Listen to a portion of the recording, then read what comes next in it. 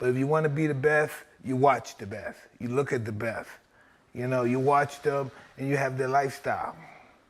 Don't be like this, have their lifestyle. And that's what it's all about. Have the lifestyle of the greatest.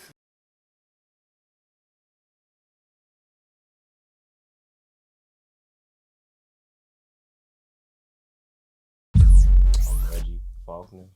I'm a father, a husband, a brother. I'm a creative.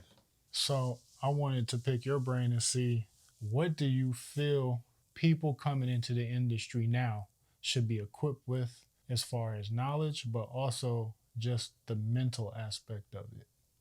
My advice to that, I'm gonna try to break it up so that way I can kind of like have some clarity with it.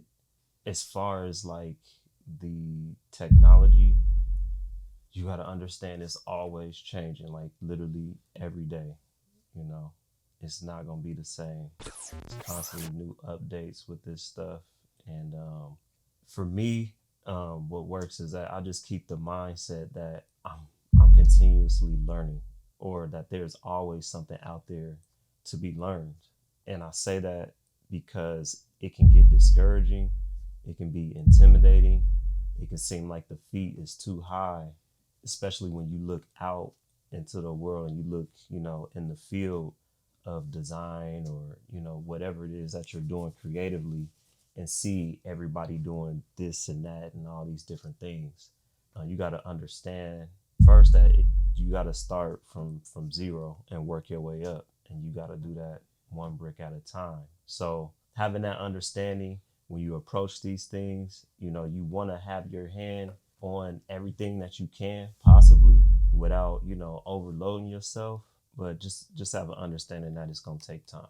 And I'm gonna drop this gem that somebody told me in regards to like interviewing for a job. So if you're a graphic designer, I'm gonna just say it because that's my occupation, a graphic designer. If you're a graphic designer and you're interviewing for a job, and say the interviewer asks you, do you know UX or UI? Maybe you know about it, you don't, but you just don't have enough experience with it to be able to say yes confidently. Say yes anyway, with the same confidence as if you did know it. Because at that point, you're pushing yourself into a position where you have to gather and obtain that information. You're basically challenging yourself without pulling yourself out of the race. Because what I found out once I got into the graphic design industry is that people don't know as much as they may seem. A lot of the knowledge, or what we view as like them knowing everything, comes from their experience. And when I say experience, I mean time that they've been in the field. On the other aspect, you talk about the mental part, meeting deadlines. How do you communicate with the people who are side by side, vertically and below you? By saying yes to the thing that you don't necessarily know, but pushing yourself, like I understand that, yes, Mm-hmm. because that's my mentality. Mm-hmm. But how do you get past the fear of entering into the unknown? Simply put, the only way that you get past it is to just do it. This is one thing that I've heard in a lot of different aspects, a lot of different instances, is that having a baby, I want to make sure, we're financially stable. We got a place, and we got diapers and the clothes, and we take the classes. There is nothing there. I don't care how much you do, how much you obtain, how much you buy, however many classes you take, there's not enough stuff to prepare you for what you're going to go through as a parent. Think of your design career as the same thing. It's your baby. You're meeting this baby for the first time. Although you know of babies, you've seen other babies and kids and in your family and stuff. So you have an idea, you have an understanding, but you don't know what this baby is going to grow into. The only way for you to find that out is to just fully invest yourself in it, devote your time to it, be sincere about it, care about it, you know what I'm saying, as if your life depended on it, and just move like that. Because eventually the things are just going to come. They're going to come to you. If you're a hard worker, if you're talented, if you're, intuitive, if you're smart, those things will work itself out. Because I'm gonna be honest with you, like I tell you, Jared, I went to college. I started going to college in 2004. I did not get my degree until like 2015, 2016. And I learned the most about being a designer outside of the classroom. Not saying that, obtaining your degree, taking classes is not going to get, I'm not saying that. I'm not saying that at all. What I'm saying is that the experience and the steps that I took, the risks that I took, the things that I wasn't sure about that I just dove into, groomed me into the person I am today, the creative that I am today, the graphic designer that I am today, sitting at the desk. And it's worked out. I can't look back and say that it was a detriment. Failures, I look at now, I didn't before. Now I look at my failures as successes, because I learned, if I took the time to learn and think about what it was that I didn't do or that I failed at, I picked that up next time, and I added that to my bag, or I added that brick to my house, so that, when the water rose or when the occasion came, I was ready for it. And that was only because I committed to it. I experienced it. I did it. I tried it. Do you feel like right now you're the best designer you can be? And if so, or if not, what steps do you take to get better? And if you're already the best designer you can be, does that mean you can no longer grow? I think that's kind of scary to think that you've reached like a pinnacle, or you've peaked, because at that point, it's either you like flatline out, or you decline. And either one of those can be, that can be tough, especially if you're so used to being on that road up. So my answer to that is no. I'm nowhere near where I want to be as a creative, as a designer, nor do I feel like I'm anywhere near where I should be. And what was the second part to that question? Based on your answer, you feel like you're not the best designer you can be. Mm-hmm. And it sounds like you don't want to be the best you can be, because it means your growth has stopped. I don't want to ever stop. I don't want to ever put myself in a position where I feel like I can't continue to be a student and learn. Okay. I always want to be a sponge, and it doesn't matter if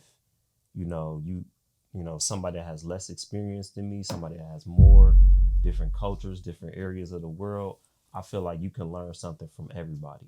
So I have a question for you, because you went to school for being a creative, much like I did, but you also were taught by life. Something that they push in school is almost like design is a competitive sport. Do you feel like we're always competing against somebody else? And is it okay to admit that there are creatives better than us? Yeah, absolutely. I was an athlete, through high school, junior high. So I kind of got accustomed to that competition, that feeling. And I kind of take that same mentality when it comes to being a creative. I'm a part of both those worlds. So yes, I do feel like it's competitive. And I think that it should be, because competition brings out the best in people when done in a healthy way. Dang, you be asking these good questions, man. And I'll be trying to pick them apart. So for me, this is competitive, but I don't look at it like I have to be better than the next person. Okay. At least at this point, I don't. Mm-hmm. Because that cocky mentality that I had coming out the gate got me in trouble early. Mm-hmm. When I finally met somebody who genuinely I felt like was better than me. Yeah. And it's like I just couldn't pass them. Yeah. But I was so much into my pride and ego, I couldn't do what should have been done, which was learn from them. Mm-hmm.